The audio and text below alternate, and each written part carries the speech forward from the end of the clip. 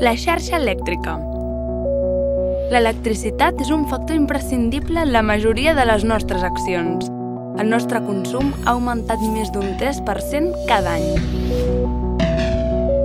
La major part de l'energia elèctrica ens arriba de les centrals nuclears de Vandellòs i Ascó. El cicle combinat és un nou sistema més ecològic i eficient que genera nova energia aprofitant el vapor de la combustió del gas. A Catalunya hi ha 5 instal·lacions, 2 d'elles a Barcelona, la del Port i la de Sant Adrià de Besòs.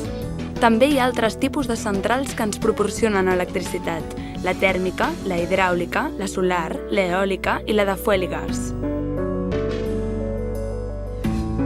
Com deia Einstein, l'energia ni es crea ni es destrueix, es transforma. A partir d'una font d'energia primària, les centrals generen electricitat. Aquesta energia no es pot emmagatzemar i cal distribuir-la al moment. Quan surt de la central, s'eleva molta alta tensió per evitar pèrdues durant el transport.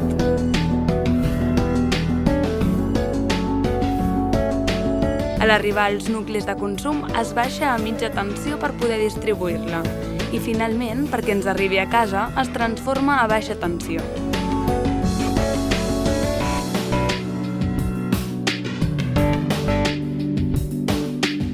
Per això parlem de 3 tipus de xarxa: l'alta, la mitja i la de baixa tensió. En total són 95.000 quilòmetres de cablejat, més de 2 vegades la volta al món. Les subestacions són les que s'encarreguen de transformar l'energia per rebaixar-ne la tensió. I a l'àrea metropolitana de Barcelona n'hi ha 25, 3 més en construcció. La distribució de l'energia es fa a través d'una xarxa en forma de malla per poder connectar punts molt allunyats. I en cas que caigui alguna estació, el subministrament queda garantit.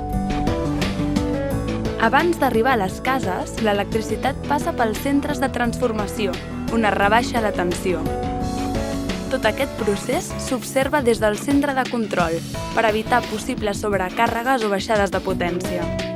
Avui en dia necessitem electricitat a tot arreu i en tot moment.